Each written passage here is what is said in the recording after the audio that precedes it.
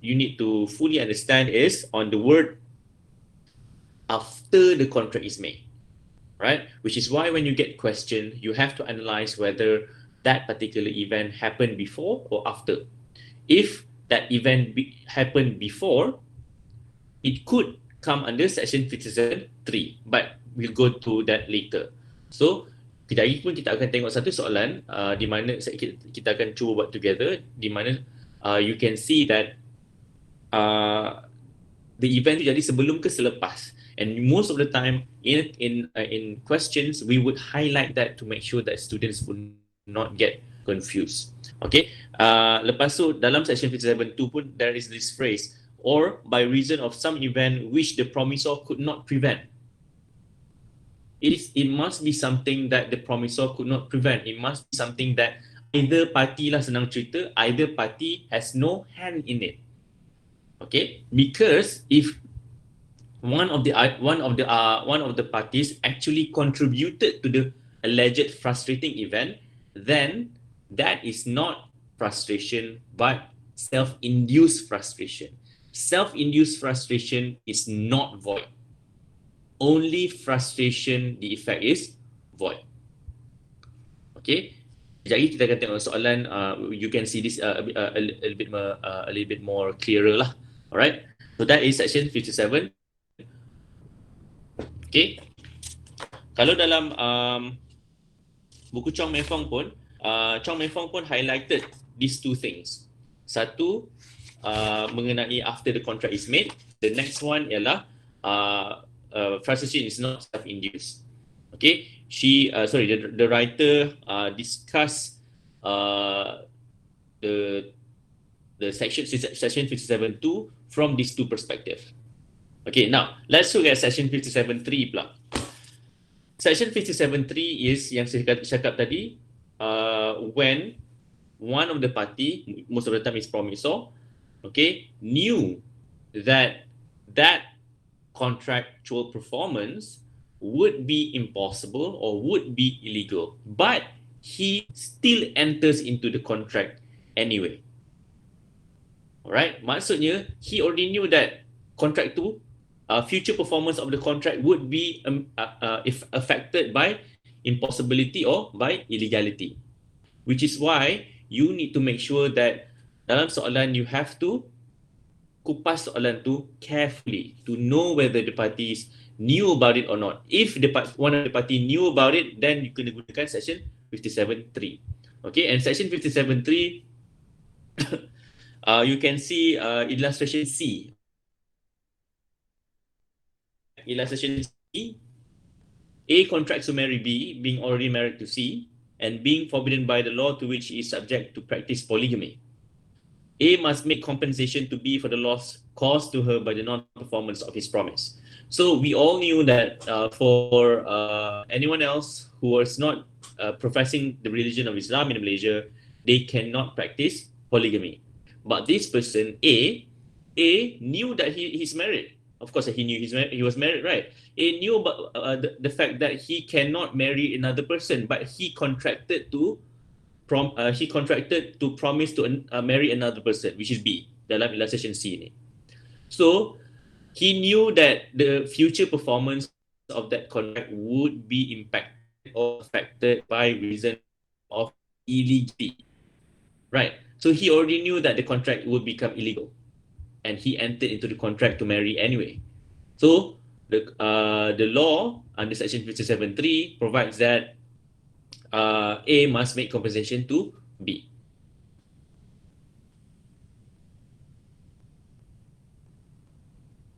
Okay, that is that. Okay, yang soalan 57.2 tadi pun you boleh tengok dalam illustration B. Alright, semasa A and B contract to marry each other, both are fine. But before the time fixed for the marriage, A goes mad. The contract becomes void. Why? Kenapa mad? Because mad, when you are insane or unsoundness of mind, is something that would make you incapacitated. All right. Remember when what you learn in capacity, law 436, right? In capacity, you kena make sure that you ada age majority, soundness of mind, and also not discharged to be bankrupt. So sekarang ni dia telah dia punya capacity with regards to soundness of mind dia telah affected, right? So you need to make sure that when you discuss questions on frustration, you show why or how the contract becomes impossible or becomes illegal. Okay, that is the point that I want to make. Okay, then the next part is on the test of frustration. Now, test of frustration is provided not in the section 57.2.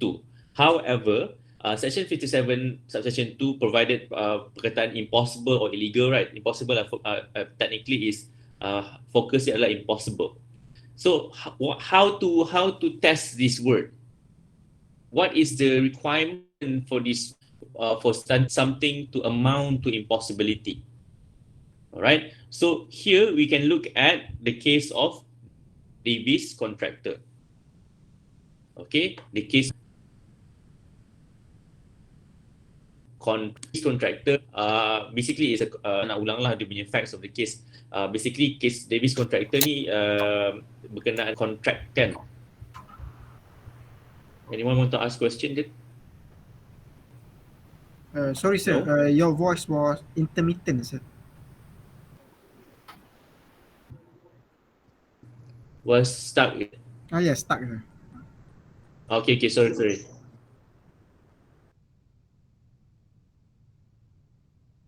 Let me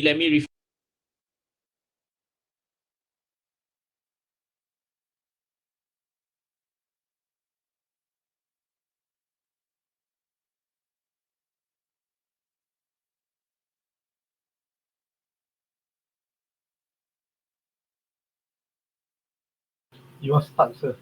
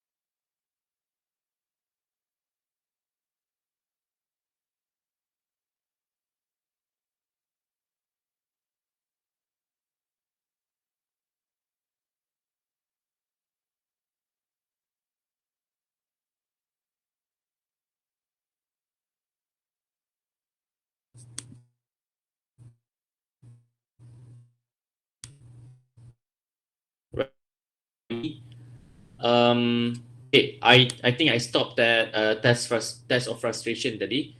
Okay, when we talk about test of frustration, we are technically talking from the perspective the case of Davis contractor. Davis contractor is a construction case, okay, whereby basically the contractor stopped work and then they claim that the cost of construction together with cost of materials and cost of labor has become more expensive. So they said since it is more expensive, the contract is frustrated. Okay, but the court rejected that argument because the court highlights that the frustration, the test of frustration.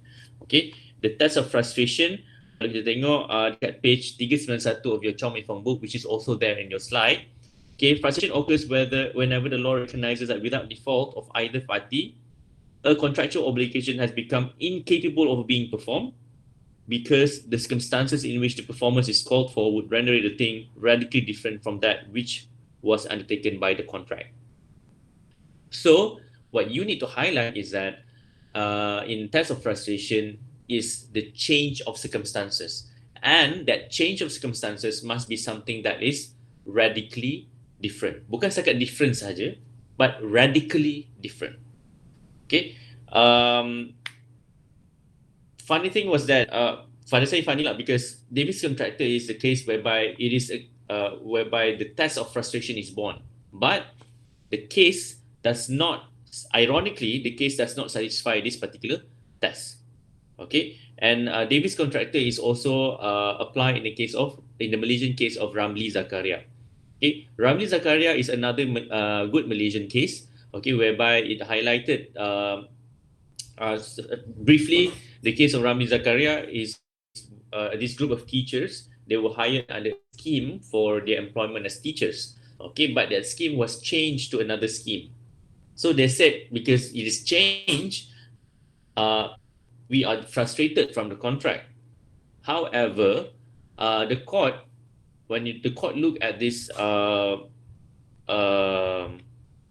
case, the court said that is there a radical and fundamental change to the circumstances of the contract?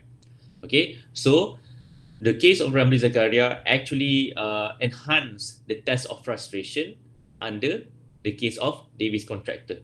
So you can highlight that as well in your answers lah.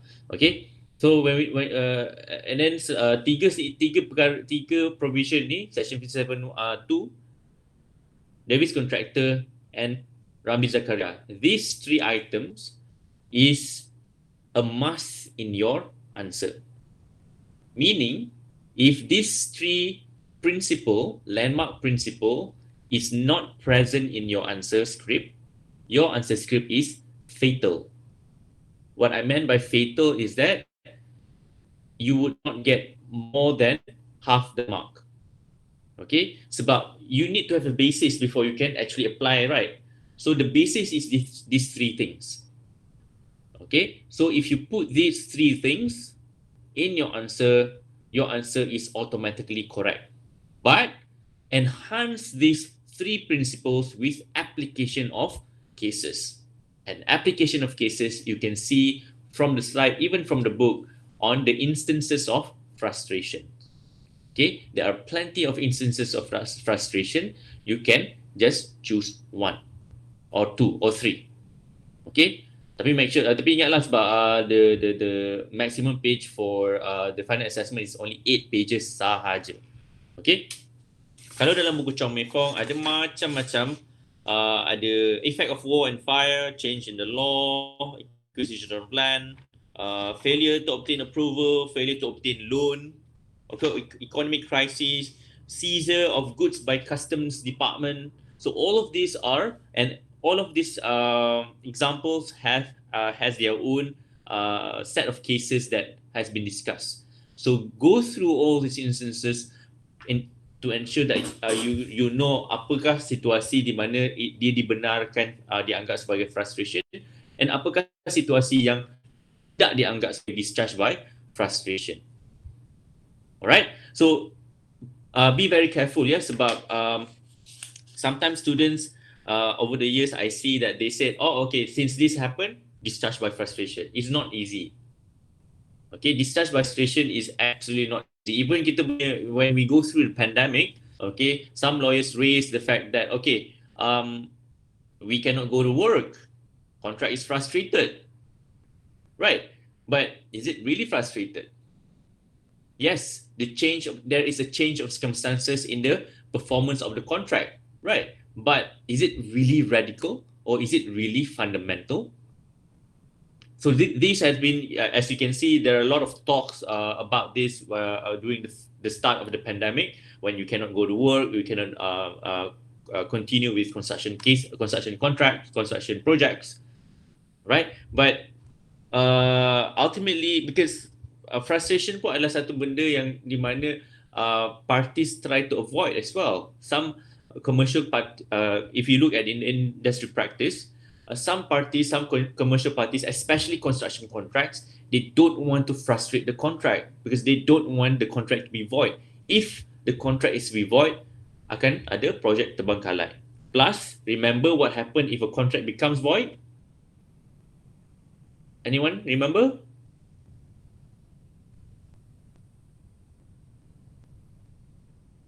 Section apa?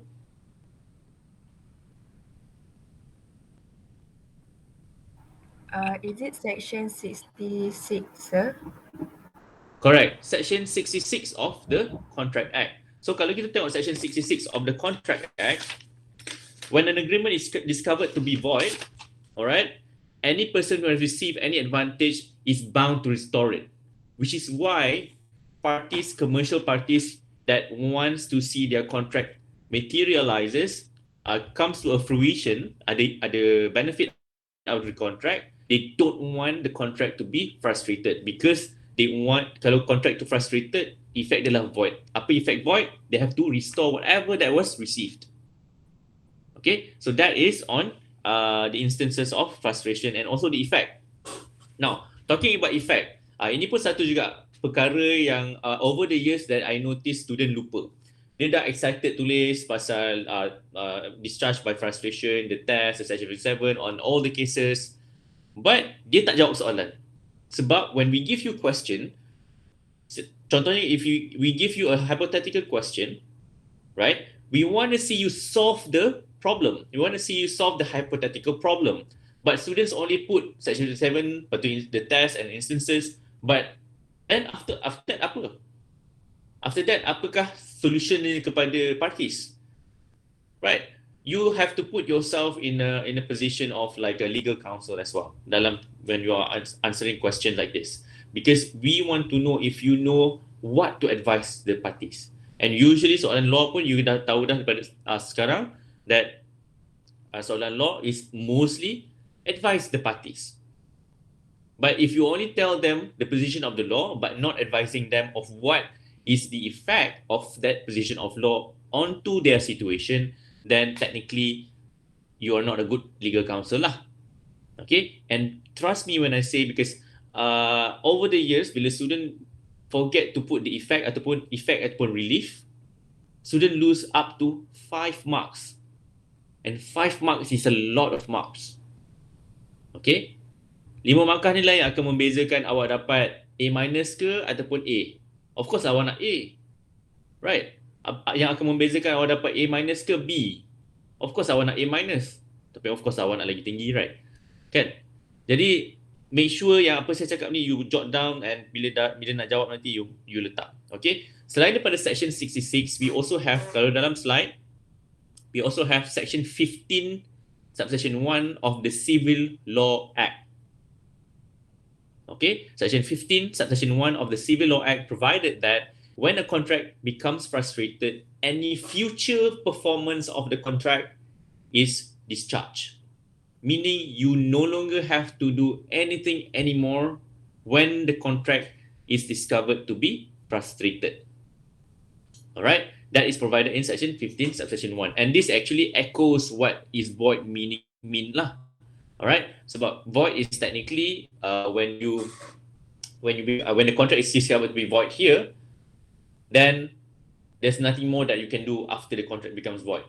But when the contract becomes voidable, the other party or the innocent party can either affirm the contract or reject the contract. So ada dua option kalau voidable. Tapi kalau void, tak boleh teruskan dengan kontrak tu, because that is the law under section 15 subsection 1 of the Civil Law Act. Okay.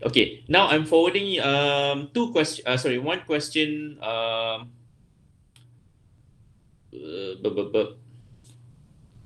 If I can find it in my phone. Okay. Take a moment to read the question, and then kita boleh final.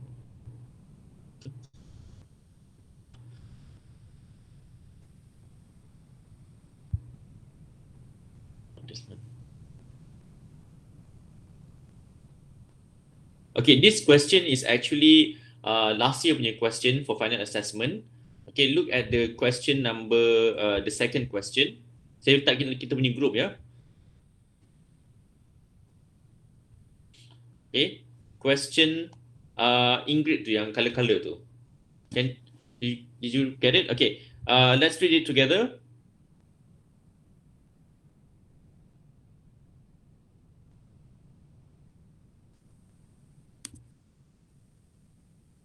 Semua dah dapat Right. Ingrid, an architect, is getting married with Saif in November. When organizing her forthcoming wedding, she hires a room at a country mansion in Hulu Langat with the owner, Fang Si, to host the reception at a cost of 20,000. She pays a deposit of 7,500 upon booking, with a balance due on the day before the wedding reception. Ingrid hires a DJ for the evening and agrees to pay him on the night itself. She also hires caterer to prepare a wedding feast and transport it to the reception venue. She pays the caterers a deposit of 3,000 in advance with balance of 12,000 payable on the day of the wedding. 1 week before the wedding, the DJ rings Ingrid to tell her that his house has been burgled and all of his expensive music equipment, which he needs to perform, has been stolen. He tells her that he will be unable to perform at the wedding. 5 days before the wedding, the caterer is visited by the food safety officer, who finds that their kitchen do not meet appropriate food hygiene requirements. The food safety officer serves a hygiene emergency prohibition notice on the caterer, which states that they are prohibited from using their own kitchens to prepare food for commercial purposes. 2 days before the wedding, there is a fire at the country mansion, which started in the kitchen and spread throughout the house, badly damaging half the house.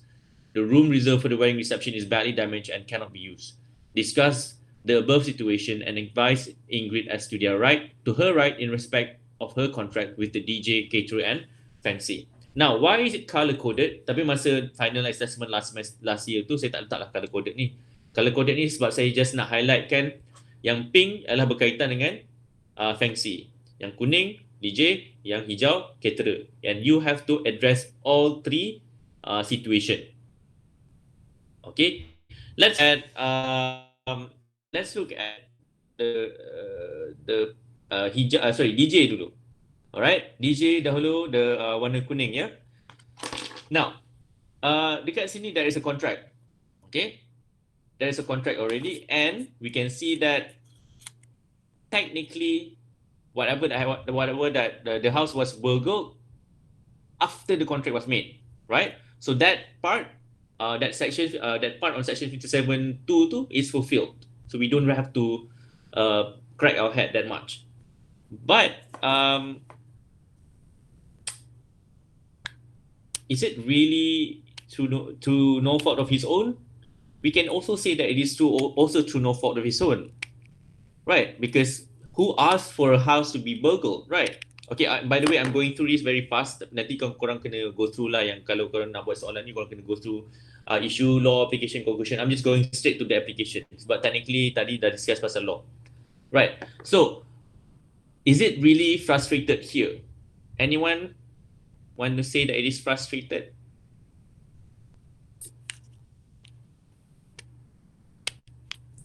Don't be shy, please.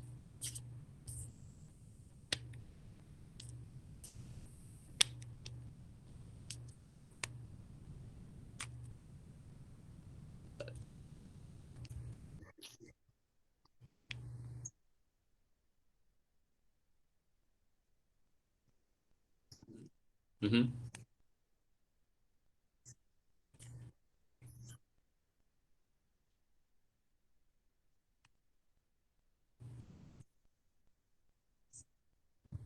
All right, thank you, Wan. Right, now, who disagrees with Wan?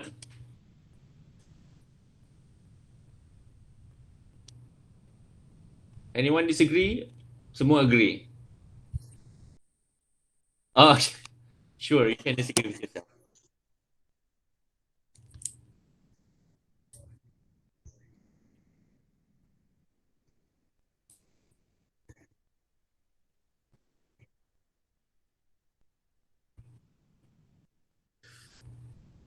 Okay. Anyone else yang nak disagree with Wan? Both agree or disagree with Wan? Macam mana Izzat? Okay, sorry. Izzat, so So you there is cakap no people want to the house to be burgled. So Yep. this is out of his control. Okay. Even So though you he- agree he that it is put- frustrated lah? Yeah, frustrated, yes. Okay. Sorry, tadi siapa yang seorang lagi nak cakap tadi? I nak tanya Izzat, macam mana you claim you cakap rumah dia tak ada safety semua macam tu eh?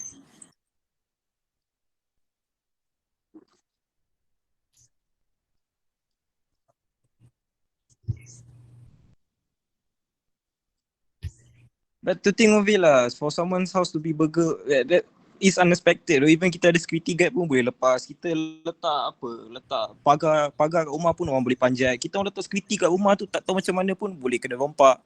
Sometimes things like this is unexpected though. So I would agree with that memang is beyond our control. It's a frustration lah. Okay, good. Anyone else would like to chime in? Don't be shy. I mean, this is the only time that you can discuss. This is the last class. Okay. Amira, Sir, Syamid, Ayap, siapa tu? kan dia kata 1 week before the wedding kan. What if the DJ like try to do something macam pergi pinjam the equipment from his friend or what? Just to Alright. make sure that he can perform on that day lah. Alright, Melly said, technically you are saying he could find alternatives, right? Yup. Alright. Okay, anyone agree or disagree with Melly? Agree. I guess that's possible lah. That's possible to pinjam from someone kan. But siapa je nak bagi pinjam last minute? That's the question. Alright, thank you. That's a good point. Okay. Anyone else? I think I'm in the middle. In the middle. Frustration and must put some effort. So this better that way. Macam mana nak jadi hakim ni kalau sorry I'm in the middle. Okay. Okay, thank you very much for all the answers. I do believe that we can find a balance between all of these attempts for the DJ situation. Okay, now in the slide there is one of the instances of no frustration is the case of Sakiroglu. Okay, I know the case is about carriage by water by ship, but the key point in the case of Sakiroglu is that this is basically what happened in the case of Sakiroglu.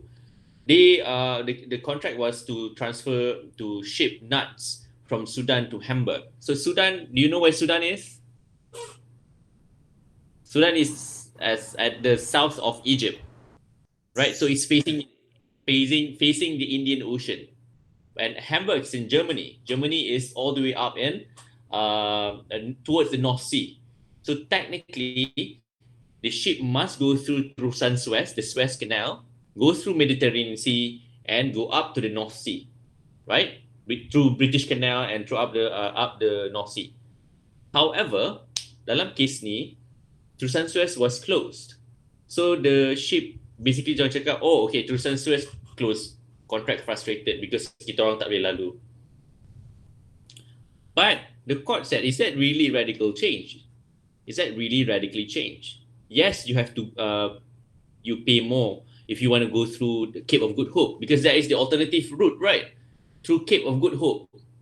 Cape of Good Hope tahu tak kat mana? I'm not worried about older gentlemen in the class knowing all about the places in the world, the maps, but trust me, I've had students in 486 yang tak tahu Cape of Good Hope kat mana, Sudan kat mana, ada yang cakap dekat Australia lah apa semua. So Cape of Good Hope is in South Africa. So you daripada Sudan menghadap Indian Ocean, they go through Cape of Good Hope in South Africa, go around the African continent and up to the North Sea.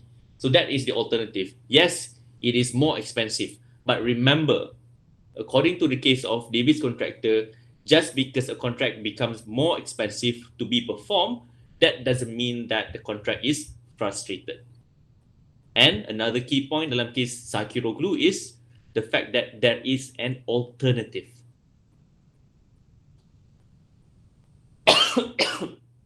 Alright. So while the first part of the answer tadi yang some of you participated saying that okay, there was no fault on the part of the DJ, blah, blah, blah. But we are also looking from the perspective of whether can DJ actually do something about it. Because 1 week, they had 1 week, right? 1 week, 2 weeks. 1 week. So is it really a supervening event that would frustrate the contract? Okay, sebab the key point dalam discharge by frustration ni adalah when you enter into a contract, the future performance or the further performance of the contract is incapable of being performed because of the supervening event. But can you still perform the contract? Because the performance of the contract is actually to basically do DJ stuff lah kan, play music, Kan? Can the DJ still play music using other musical equipment? Kan? So this is something that you. It's good that most of you join in the discussion. It's good that you can think outside the box. Okay, which is highly appreciated. Okay, now that is DJ. Okay. Oh, lupa nak cakap pasal effect. Is the contract void? Contract is not void lah because it's not frustrated. Kan? So you kena highlight juga daripada perspektif tu, daripada perspektif section 66. So you can cakap lah just one line, okay, the contract is not void according to section 66 because the contract is not frustrated as according to section 57.2 and the test of frustration. Okay, letaklah few cases. Bagus juga you can also put the case of Sakiro too. Now, caterer.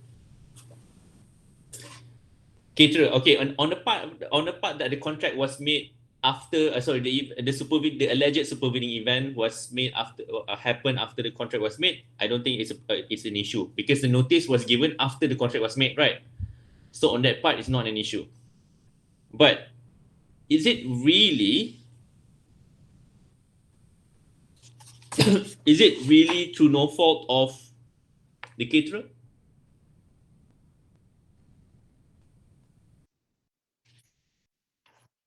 Okay. That is what my God, what one said.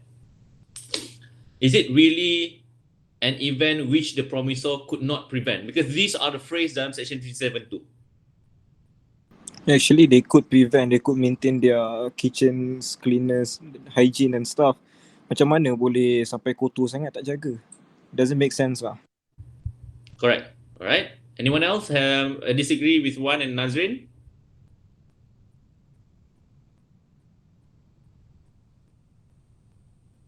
But actually makes sense, right? Because kat Malaysia pun we can see that all the food places that we go to, except for the food truck, alright? Some food truck yang tepi jalan tu, ada yang A, B, C, tu kan? So, you bayangkan kedai dia sampai kena tutup sebab dia tak follow, do not meet appropriate food hygiene requirements. I don't know where Ingrid found this caterer.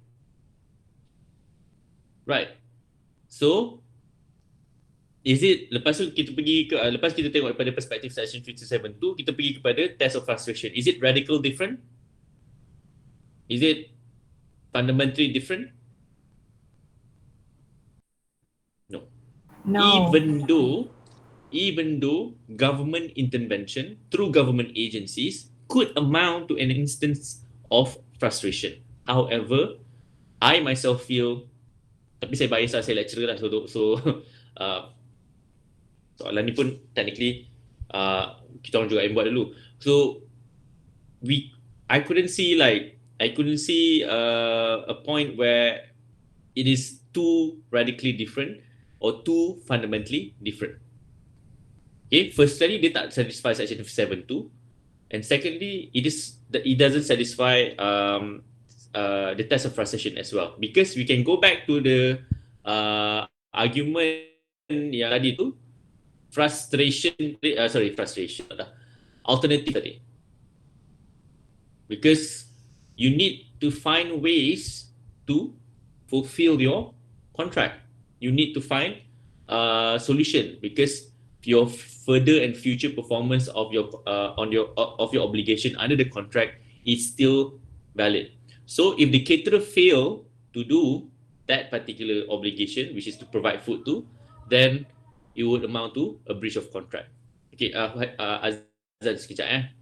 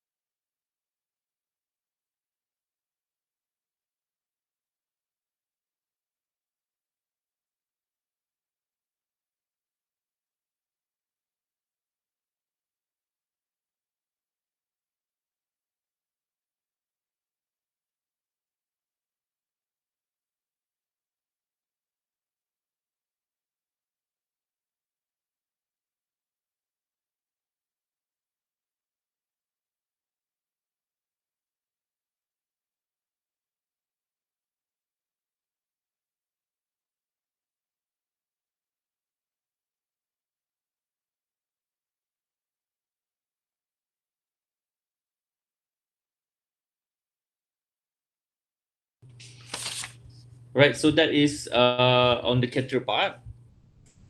Okay, the last bit is on Fengxi. The last bit of contract is between Ingrid and Fengxi. Okay, after the contract was made, fire happened after the contract was made. This is section 572, yeah. After contract was made, and of course, it is by no indication it is through no fault of either party. So that is part two things. Okay, selepas tu I think we this part pun saya rasa tak ada banyak discussion sangat sebab it's very clear. Okay, the destruction of the subject matter of the contract. Destruction of subject matter of the contract is a solid point or a solid base for frustration, because remember, frustration is about, we are talking about future or further performance of the contract. If the future or further performance of the contract is impossible to be done because of the destruction of the subject matter, then the contract is frustrated. But that is not all. Remember, the effect adalah section 66. Apa section 66 cakap? Whatever benefit that you receive, you are bound to restore it. Because kalau kita tengok sama juga dengan caterer tadi ya, dia ada bagi deposit, right? Cumanya dalam caterer tadi, the contract is not frustrated lah. Cuma dalam Fengxi ni, the contract is frustrated. So when the contract is frustrated, Fengxi has to return back the deposit. Right? Return back the deposit of 7,500 ringgit. Okay? So don't forget to include the effect and the relief, which is also dalam section 15 of the Civil Law Act, that future performance of the contract is now discharged because memang dah ada discharge by frustration. So these three situations, so kita akan bagi soalan tu, if the question comes in hypothetical situation, then it will be something like that. Okay, we will give you a situation. You kena tengok from the perspective of section 57.2 and also from the test of frustration. And then baru you masukkan di bawah instances of frustration. Okay, another point yang saya nak highlight here is the case of Guan.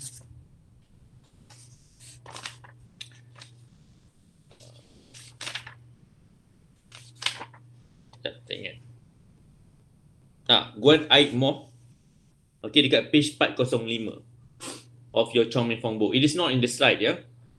For those yang tak ada buku Chong Meng Fong book, please ask your friend to get the snapshot of that page. Okay. Because dalam section the case of Guan Aik Mo, okay, the Court of Appeal basically summarized the elements. Elements ni bukanlah you kena fulfill, tetapi basically the characterization of what is section 57.2 from the perspective of discharge of frustration. Ada tiga benda tu. Alright, the event upon which the promisor relies as having frustrated the contract must have been one for which no provision has been made in the contract, blah blah blah. Because if there is a provision that is made in the contract with regards to that event, dia bukan jadi discharge frustration, dia akan jadi force majeure. Okay, but force majeure technically is not in the syllabus, so saya tak nak go through that much. Force majeure ni adalah selalunya, I'm just going to give you guys an example of force majeure dalam construction contract. Usually, force majeure ni adalah it is listed down a list of events in contract, in commercial contract, whereby if any of this event happen, even though it is a supervening event, then the contract would still be not frustrated, even though it is a supervening event. Okay, and contoh yang ada dalam kita punya construction contract would be the word epidemic. If the epidemic is part of the list in construction contract, so saya tak ingat the exact phrase. Basically cakap in case the event as listed below happen to force majeure. Okay, so but the effect would not frustrate the contract. And epidemic is part of it. Okay. Now, apa beza epidemic and pandemic?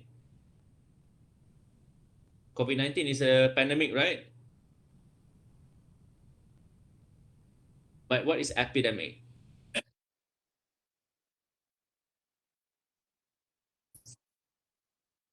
Okay, which is correct. Okay, but lawyers have some lawyers have um interpret the word epidemic to include pandemic. So, which is why most commercial contracts subsist until today, even though it is made before the COVID-19 pandemic. I wrote a paper on that actually, and it is published last year. Okay, that is the first bit dalam the Kuan I punya the first characterization or the first element. The second element is that the event relied upon by the promisor must be one for which he or she is not responsible. This is kita dah cover. Okay, and the event which is said to discharge the promise must be such that it renders it radically different from that which was undertaken in the contract. Okay, so ini pun kita dah cover. The first bit tu saja yang saya nak highlight here. Okay, because it is not highlighted in my in my video. Okay, and also it is not there in the slide. Okay, so that is all on discharge by frustration. I hope you guys are on the same page as everyone else. Okay, but you can still ask question dalam kita punya WhatsApp group. Okay, now let me get a sip of water before we go to damages.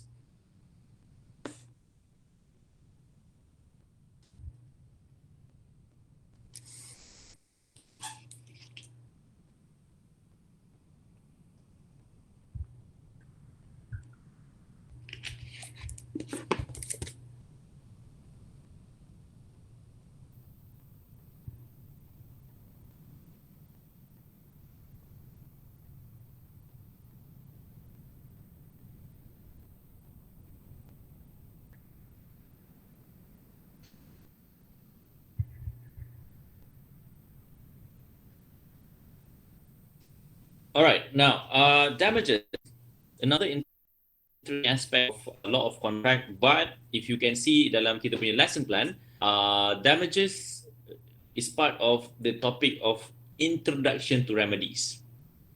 Okay, introduction to remedies, because in part 7, okay, you have to enroll in remedies punya subject where you will learn throughout the semester remedies from 3 aspects: contract, tort, and apa lagi satu? Saya tak ingat.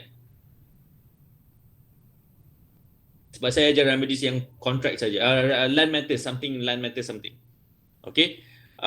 So that is you have to learn which is why dalam law 486 it is introduction to remedies sahaja. So you cover just on the surface. Now, talking about damages is basically monetary compensation. Okay, we are talking from the perspective of when there is a breach of contract. Okay, because a breach of contract immediately and automatically give rise to a right to claim damages. Okay, tadi kan kita cakap discharge by frustration, right? Kan? But here we are talking from the perspective of discharge by breach. So there is a breach of contract, so there is an automatic right to claim for damages, monetary compensation. Dalam slide, what you can see is that there is a list of things that you will cover, and then you start with the classification of damages. You have the general, you have specific, you have nominal, you have pecuniary, non-pecuniary, and another part is on liquidated damages. Now, liquidated damages is a sum that is named in the contract, all right, that the other party must pay the innocent party in case there is a breach. Okay, and in the construction industry, the term for liquidated damages is usually liquidated and ascertained damages. And dalam slide, what we highlighted is that we highlight from the common law position first, and then we look at section 75 of our Contract Act. Now, common law position is that there is a requirement that the liquidated damages ataupun the sum that is named in the contract must not be oppressive, must not amount to a penalty. But here in Malaysia, from the perspective of section 75, we don't care. It is either by way of penalty ke nak letak perkataan penalty sekalipun tak ada masalah. As long as the sum is a reasonable amount. Alright, and most of the time it depends on the magnitude of the case. Magnitude of the contract. Depends on the type of contract as well. Kan, for those yang tahu dalam construction industry, okay, LD, you delay one day, technically because delay is you breach the contract already, right? So delay one day, you can claim this is the money that you can get. Delay another day, this is the money that you can get. Maksud you can get, maksud you can claim from the other party. So this is the aspect of liquidated damages. And kalau kita pergi kepada section 75,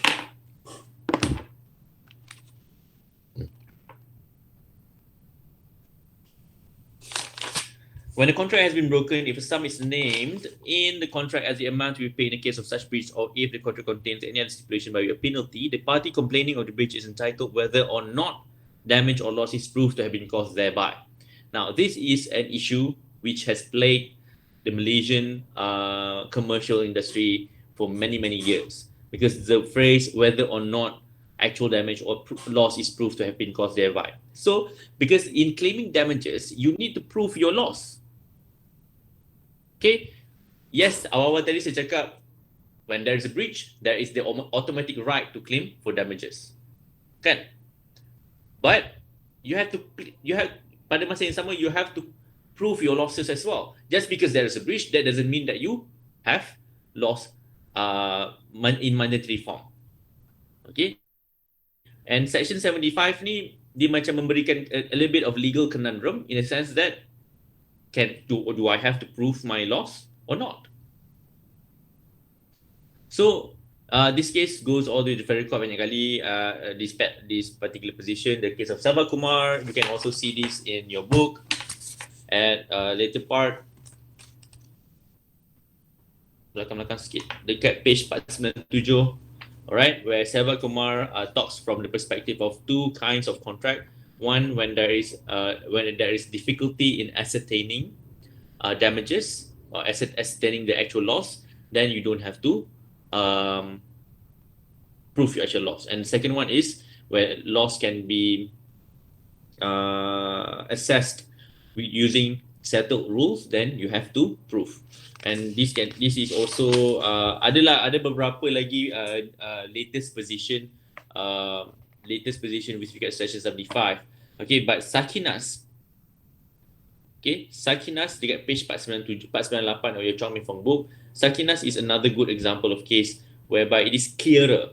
For me, it is clearer than Sabah Kumar. But don't take my word for it. You have to read it for yourself. Okay? Dalam Sakinas, I'm just going to read you this part. Where the evidence shows some real loss which is not too remote, but it is difficult for the court to assess the actual loss because there is no known measure of damages employable, then you don't have to prove. But other than that, you have to prove your loss. Only a very specific small window whereby you don't have to prove your actual loss. So that is this is just a recap of liquidated damages lah.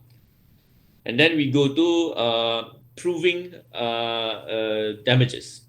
In proving damages, ada tiga benda: causation, remoteness, and mitigation. But usually causation we don't really ask in 486.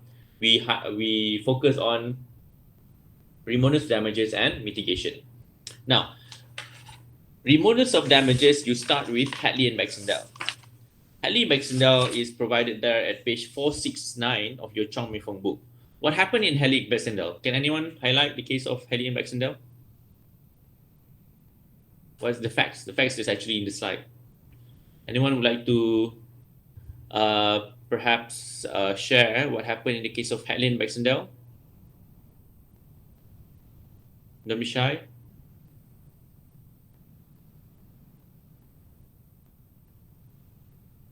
Dania, is that how I pronounce your name?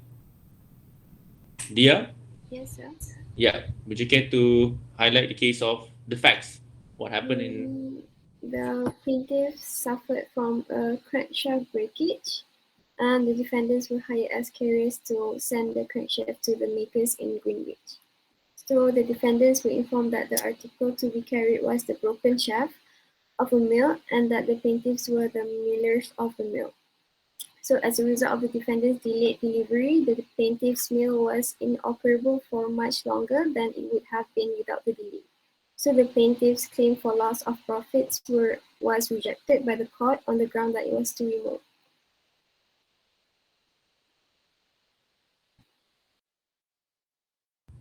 Dah, itu je. Okay. Okay. Now, the background of the case of Hadley and Baxter, one thing that you have to know is that during that time, anyone who has a mill would have a spare shaft. All right, that is the background of the case, which is not there in your slides. And the fact that the plaintiff does not have a spare shaft was not known to the defendant. All right, so put that at the back of your head when reading the case of Hadley and Baxter. Okay, so when the defendant delayed in delivering back the shaft to the plaintiff loses production and loses money. But at the back of plaintiff head, at the back of the defendant's head, oh, plaintiff had a spare shaft. Everyone has a spare shaft, so plaintiff would not be would not halt their production. Right.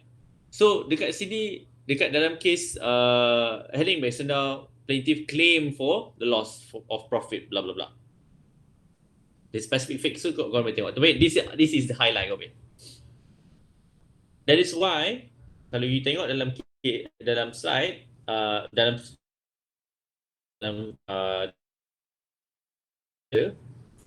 you can see that the court tanya balik. The court tanya balik whether a defendant in a breach of contract case could be held liable for damages that the defendant was not aware would be incurred from a breach of the contract. Similar or a simpler way of asking this question is, can the defendant be liable for something that he did not know? Can? Boleh ke? Kalau guna common sense boleh ke? Kalau gunakan just common sense, just general common sense, pun tak boleh kan basically. Yeah. Of course not, right? At least dia bagi tahulah kan yang dia meet the shaft. Correct. What Encik Qayyum said is actually dalam illustration I. Okay, but kejap lagi kita akan go to illustration I. So the first limb, so the court keluarkan the principle is there in page 469 of your Chong Mei Fong book. Okay, should first be such as may fairly and reasonably be considered either arising naturally according to the usual course of things from such breach of the contract itself. So this is something yang you know that if you breach the contract, the other party would suffer that losses. Okay, saya bagi contoh. I have a contract with Ali for me to supply flour, tepung to Ali, flour. For Ali punya bakery, untuk Ali buat roti. So saya selalu hantar tepung hari Sabtu supaya Ali boleh baking hari Ahad, and start pada Isnin Ali boleh jual roti. I know that if I delay in delivering the tepung to Ali on Sabtu, Ali tak boleh buat roti pada hari Ahad, and Ali tak boleh start menjual roti pada hari Isnin. So if I delay one day, probably Ali would lose profit of one day. I know that. Because that is fairly and reasonably be considered either arising naturally to the usual course of things. I know that Ali would lose money for that one day. Sebab Ali tak dapat jual roti sehari. Sebab saya yang delay. That is the first limb. Right? The second limb is such as may reasonably be supposed to have been in the contemplation of both parties at the time they made the contract as the probable result of the breach of it. Now, this is a bit more tricky. You have to find that there is a specific loss that Ali would lose if I delay in my delivery to Ali. Okay, is there ada tak contemplation? Technically dalam the entire phrase of the second limb dalam side limb accidental ni is the word knowledge. Is there a knowledge, a specific knowledge that Ali will lose some money? So kita gunakan contoh yang sama. Saya kena deliver tepung dekat Ali pada hari Sabtu untuk Ali buat roti pada hari Ahad, supaya pada hari Isnin Ali kena supply roti dekat UiTM. But I was not made known about that supply roti dekat UiTM. I did not know of that special circumstances. Can I be held liable for the specific loss to UiTM? No, because the second limb of head limb accidental said that it must be in the contemplation. Okay. Alright. So, kalau kita pergi balik kepada dalam kes head limb accidental tadi, bukan setakat plaintiff tidak boleh claim di bawah first limb, the second limb, plaintiff pun tak boleh claim di bawah first limb. Alright, sebab defendant satu dia tak tahu pasal plaintiff tak ada spare shaft tu. That is specific knowledge. And specific knowledge maksudnya second limb lah. Kenapa saya cakap dia tak boleh claim juga di bawah first limb? Sebab defendant tahu yang, kan tadi background tu saya cakap semua orang yang masa zaman tu yang ada mill, yang ada kilang, mesti ada spare shaft. And defendant ingat dia ada spare shaft. So defendant, it will not be in defendant punya reasonable contemplation or reasonable thought that that is the usual course of things. Okay, we can see this as well dalam section 74 of your Contracts Act. Okay, some cases kalau korang baca dalam buku Chong Mei Fong pun some cases highlighted the fact that section 74(1) of the Contract Act is actually a reflection of Helium Accidental, which I agree. Okay, blah blah blah blah. When a contract has been broken, okay, the party who has broken the contract must give compensation for any loss or damage caused to him thereby, which naturally arose in usual course of things from the breach, or which the parties knew. So both of these limbs ada dalam Helium Accidental tadi yang kita sentuh. Right. Okay. And then kalau saya nak highlight illustration I of the same section, illustration I of the same section. Okay. A delivers to B a carrier, a machine to be conveyed without delay to A's mill, informing B that his mill is stopped for one of the machine. Let's stop there. So B knew that if he delayed in his delivery to A, that A would not be able to start production, which is slightly different, bukan slightly, memang totally different dengan the case of Helium Accidental tadi. Sebab dalam case Helium Accidental, defendant did not know. Right, okay. B unreasonably delays the delivery of the machine and A in consequence loses a profitable contract with the government. A is entitled to receive from B by way of compensation the average amount of profit which would have been made by the working of the mill during the time that delivery of it was delayed, but not the loss sustained through the loss of the government contract. So, kalau kita tengok kat sini, dia boleh claim under the first limb sahaja. Betul tak? Sebab dia just nak B tahu yang that mill, okay, that kilang is stopped for one of work. So maksudnya kalau tak ada mesin tu, kilang tu tak boleh function, tak boleh buat production.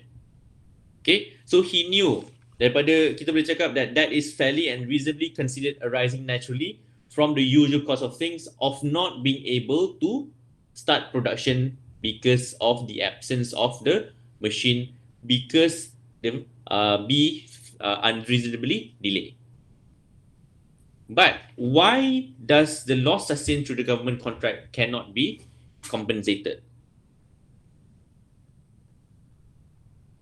Kan kat situ kan dia kata A is entitled to receive compensation of the average amount of profit that would have been made, but not the loss sustained through the government contract. Why does the loss to the government contract cannot be compensated, cannot be claimed?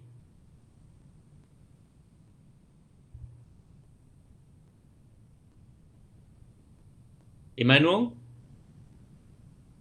what do you think?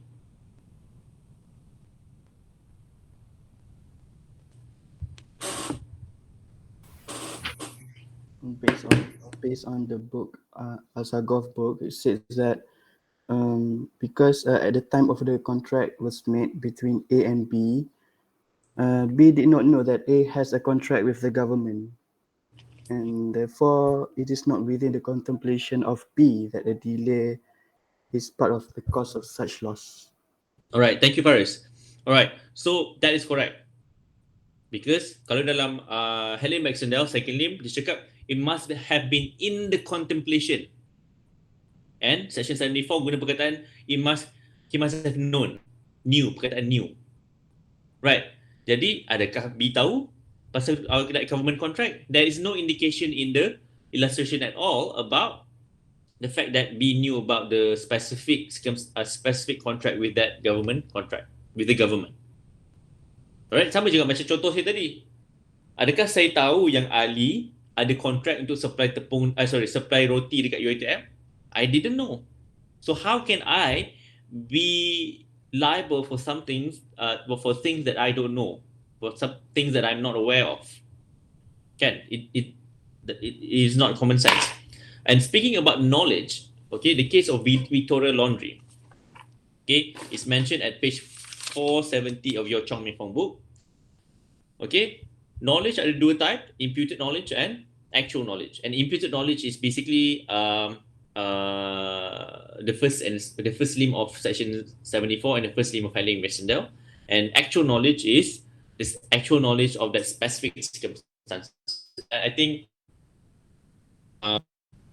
this is very clear. Okay, dalam illustration I tadi, does B has the actual knowledge of the profitable contract with the government? No. Sama juga dalam contoh tadi, adakah Muiz tahu, okay, has the actual knowledge of the contract of Ali's contract with UiTM? No. Alright, so these three landmark position must be present in your discussion. If not, then it is fatal. So I repeat, Helen Baxendale, section 74.1 and Victoria Laundry. I had a question once, sir, in which sequence should we address these landmark positions? Okay, a good rule of thumb is that you start with the Malaysian position. Okay, and this has been the mazhab school of thought in our law faculty as well. Okay, for many years. Cumanya, kalau kita tengok dalam buku Chong Mei Fong start with the landmark position, which is Helen Baxendale. Barulah didiscuss mengenai section 74.1. Okay, but to be honest, I am not too strict about this. You can start with section 74.1 or you can start with Helen Baxendale. I have no problem as long as it is there. Tapi janganlah letak Helen Baxendale dalam conclusively in Helen Baxendale. Baru you nak cakap pasal Helen Baxendale. Tak boleh lah. Sebab that is the crux of it. All the law, all the cases derive from Helen Baxendale and section 74. Janganlah letak hujung. Okay, letak awal-awal. Okay, that is on remoteness of damages. The third part ataupun the next part with regards to claiming damages is on mitigation. Okay, mitigation of damages. Now, dalam buku Chong Mei Fong pun ada a very long discussion with regards to mitigation. Okay, even ada mengenai rules of mitigation ataupun principles of mitigation. But what I want to see when you talk about mitigation is you talk about first, what is mitigation? Okay, what is the rationale of mitigation? Why does the law expect an innocent party to take step to reduce their losses. All right. So I want to see that in your answer as well. So, and this can be highlighted from the perspective of the case of Kabatasan Timber. All right. The case of Kabatasan Timber Extraction and Chong Fah Sing ada dalam buku Chong Mei Fong at page 475. I believe most of you have read this particular page. Okay. And I have to admit, this case is quite funny. The facts of the case is quite funny. Okay, whereby the appellants were to supply timber to the respondent. All right, and appellants, instead of delivering the timber that was bought by the respondent all the way at the respondent's mill, kilang perprosesan tu, they put it 500 feet away from the mill. And what the respondent did was that, oh, okay, we didn't receive your delivery. We bought a new one, whole set of locks, and claimed the cost of buying the whole set of new locks against the appellant. Okay, yes, the contract was to deliver the locks all the way to the mill. And there is a breach of this particular contract. But what the respondent did was that they took an opportunistic stand to claim everything under the sun. Okay, so they didn't take steps to reduce their losses. Instead, they took steps to increase their losses and claim the losses against the defendant, which is the appellant in this case. So the High Court allowed for 13,000 something damages, but when the case goes to the Federal Court asked that question. Kenapa kau tak angkat je 500 kaki away and put it at your kilang? Right. So the court said that the court only allowed 1,000 in damages for the cost of hauling the logs 500 feet away to the mill. Of course, you can hire new lorry kan, you can hire pengangkat logs tu. So all of these are claimable, but only up to 1,000 ringgit. In the case of Kabatasan Timber. Okay, kat belakang dekat dalam slide pun ada mengenai principles of mitigation, sama dengan rules of mitigation. You can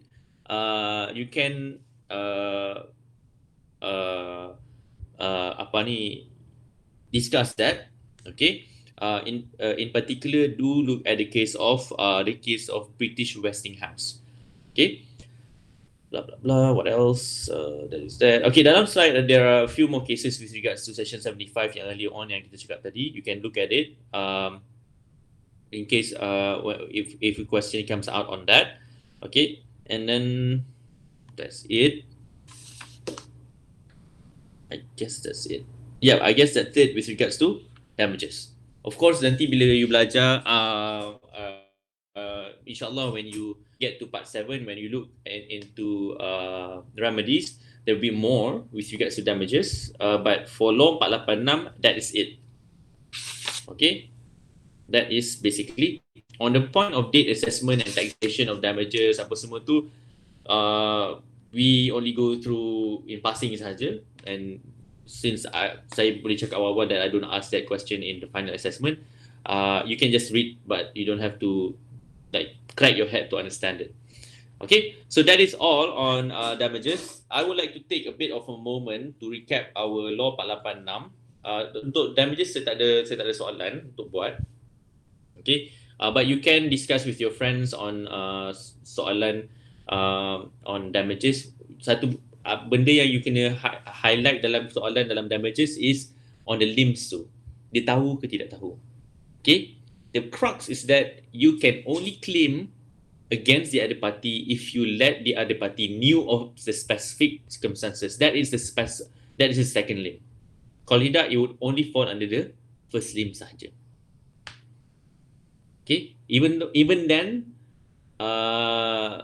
if it is not ordinary losses, something that would arise naturally according to the usual course of things, then you cannot claim under first limb pun.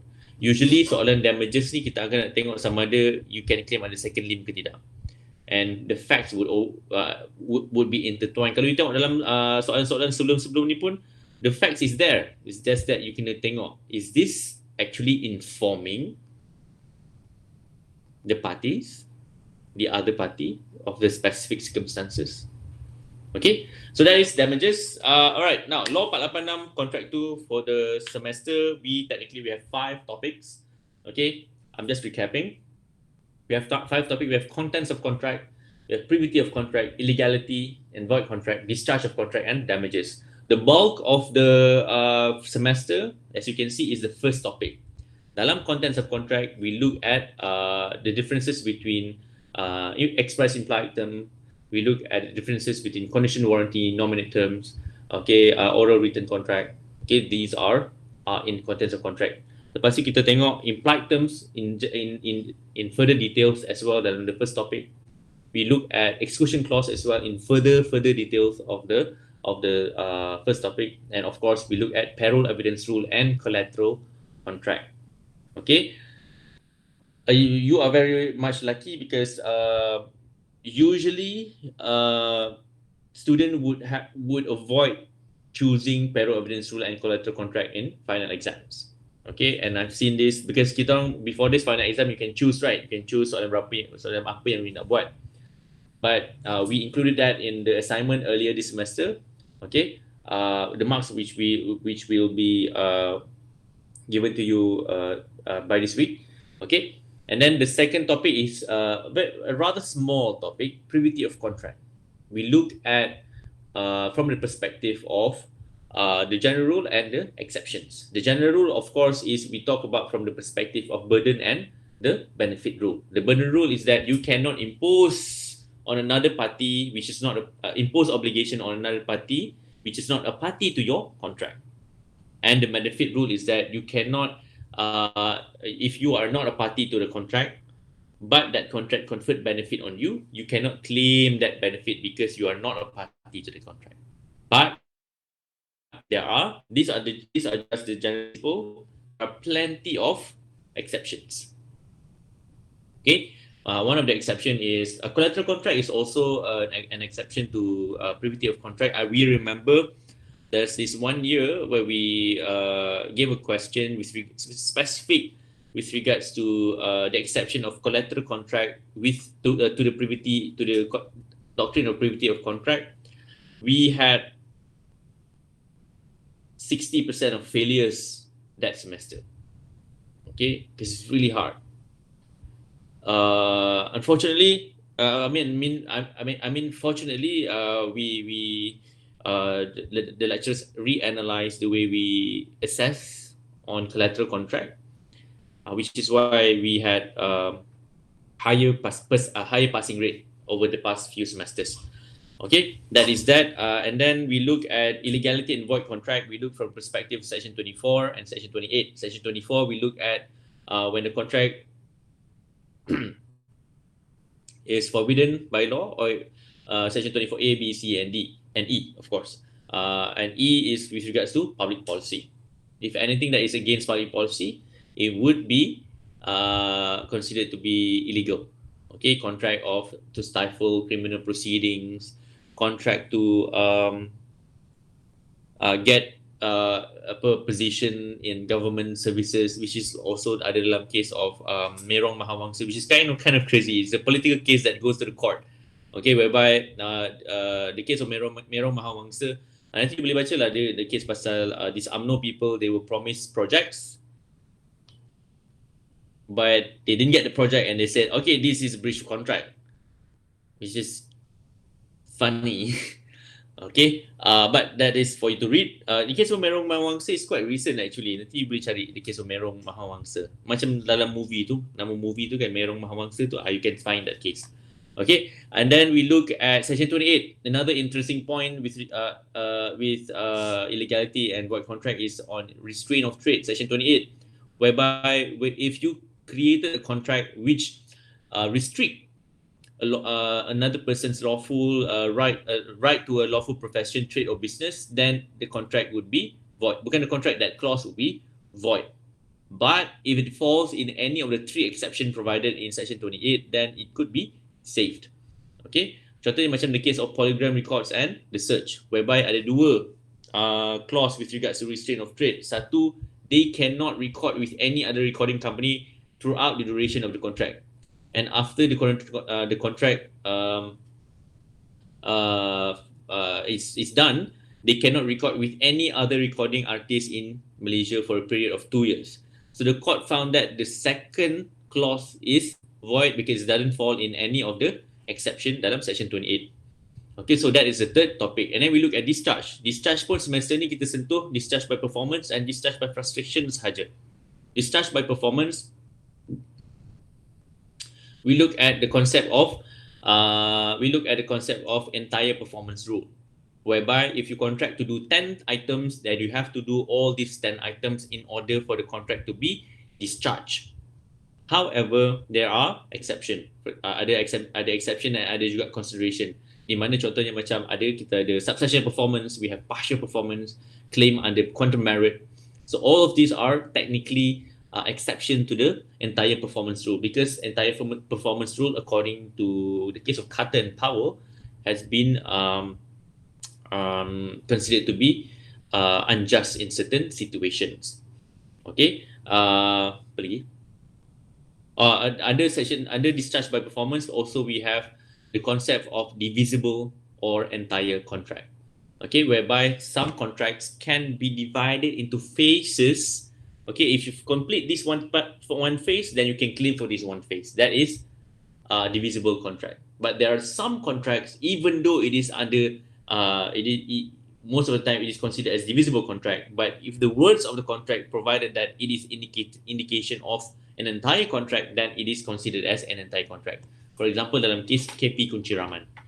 Alright, KP Kunciraman is an entire contract case.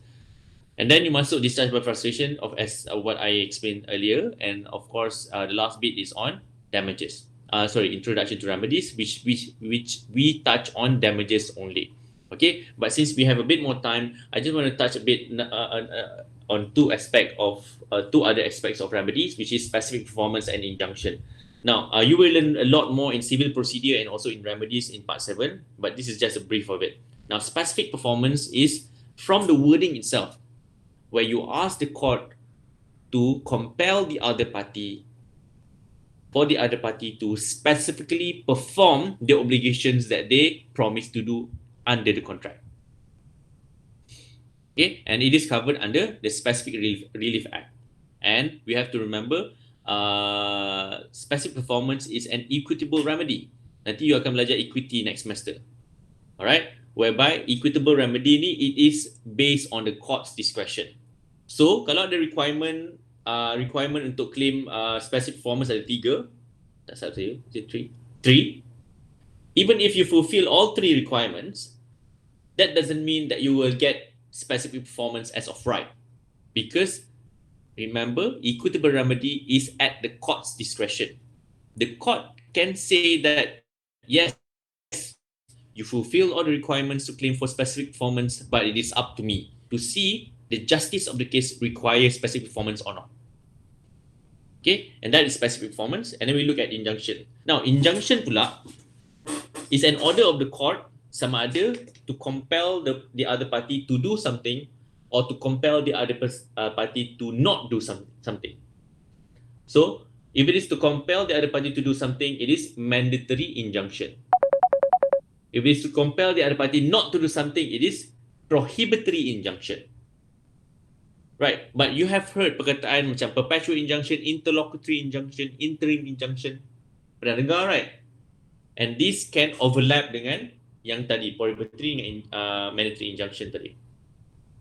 Okay, whereby if the court asks you to do something for a while, for a period of time, for a certain period of time, then it is an interlocutory mandatory injunction or interim mandatory injunction.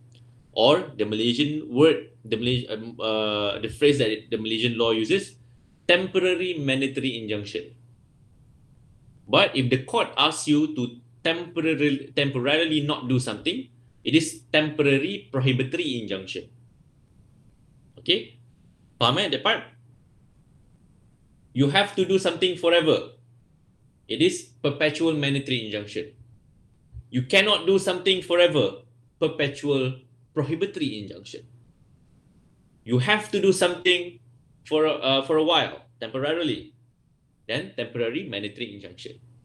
You have to do something forever, perpetual mandatory injunction.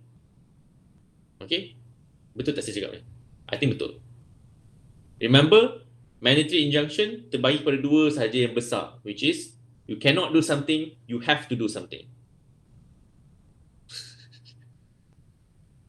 I saw Dia punya kucing just pass in the screen just now. Okay, which is why I always do my class kat office about not disturbed by any, but it's okay. Just a bit of a distraction there. Enjoyable distraction. Remember, injunction ada dua saja, bukan dua lah, klasifikasikan kepada dua yang besar, iaitu you have to do something, mandatory injunction, you cannot do something, prohibitory injunction. And they can, these two can come in sama ada sementara ataupun forever. Sementara ataupun forever. Okay, lepas tu baru you masuk ada, you akan belajar mengenai Mariva injunction, you will learn about Ehrenfurth injunction and Thornpiller injunction. For example, Mariva injunction, we talk about freezing asset, a freezing order, right? Whereby you ask the court for the other party to freeze that asset or freeze the money in the bank so that they won't transfer the money outside of the jurisdiction, for example. Okay, but I can tell you in advance that injunctions are extremely expensive. Okay, if you become a lawyer nanti, or nak claim injunction against this person, it's not easy because it is not cheap, very expensive. Okay, to claim for injunction. So that is all on our Law 486 this semester. If you can think of a question now, you can put the question in our WhatsApp group, which will remain open until results come out in March. Okay. Tapi saya tak boleh beritahu lah maka awak dapat apa sampai apa result keluar nanti. Okay. Maknanya akan dibuka sampai final exam lah. Okay. I will try to address your question. Try not to personally DM me, personally text me, because your text would be lost. Sebab saya ada satu number saja. So there are a lot of messages that came in, and most of the time the messages came in the WhatsApp group. Okay, so you can just ask the question in the WhatsApp group, but you tag me. You tahu kan macam mana WhatsApp works, right? You tag me so that saya akan dapat the notification and I will check on it. Sebab saya memang disable the notification for most things on my phone. Because my phone dah jadi public phone dah sekarang. There's too many notification pening. Okay, that is that. Final pun dah tadi, continuous assessment pun dah. Okay, yeah, I think that's it. That's the entirety of it. Okay, is there any question? Maybe I can entertain one or two questions. Sir. Yeah, Amira. I have a question regarding discharge by frustration. Macam mana kalau contoh kan Apa dia? A and B enter into a sale and purchase agreement. Contoh, kalau A and B enter into a sale and purchase agreement, and then A agree untuk pay the deposit, the earnest deposit, and then the rest of the purchase price tu dia bayar macam on certain date lah, which both parties yang dah agree. Suddenly something's happen, macam contoh macam A kena scam and then dia macam don't have enough money untuk bayar the rest of the purchase price dekat B, and then does that consider as discharge by frustration? Sebab saya tengok dekat satu kes yang Maxi Segar Sendirian Berhad against Silver Concept tu kan, dekat contoh failure to obtain loan, tapi yang itu macam loan, dia pinjam loan kan, tapi ini kalau macam that person kena scam ke macam tu, does that consider as discharge by frustration? Okay, it feels like this is a personal experience question. Okay. Now, is it radically changed? Is the circumstances of the case is radically changed? Kalau in terms of the subject matter and refer to the case of Maxi Segar tu, dia tak radically changed. Tapi I just want to know. Itulah jawapan dia. Oh, so dia macam tak ni lah, tak apa? I think you answered your own Tak ada question. kena-mengena lah. Yeah, sebab I just want to confirm the answer actually. Yeah. Sebab kalau Confirm itu. ikutkan dia dekat dalam kes ni dia kata benda tu macam tak ada kena-mengena lah kan sebab Beyond. Sebab macam tu. Okay, thank you sir. Yeah. You basically answered your question, but thank you for that question, Amira. Very. I think I take that as a discussion lah. Okay. Anyone else has any other question that you wish to ask?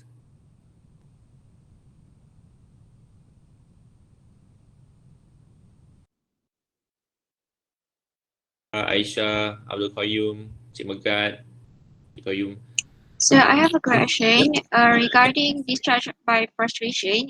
If we refer in the case of National Carriers Limited versus Penalpina, there's elements there. So do we need to include and find out the elements based on the situation of the question?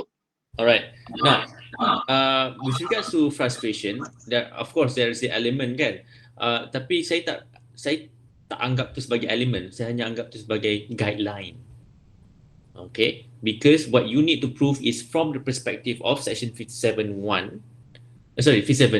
and the test of frustration in Davis Contractor and Ramli Zakaria. But the case of Guan Aid Moh is also a good guideline. Kan ada tiga tu kan dalam Guan Aid Moh tu kan. You can also highlight those three elements. Cuma try not to think the elements as in the case of Guan Aid Moh tu sebagai requirements that you have to fulfill baru akan ada discharge of frustration. It's just a guideline. Okay, thank you, Maisra. That's a good question. Anyone else?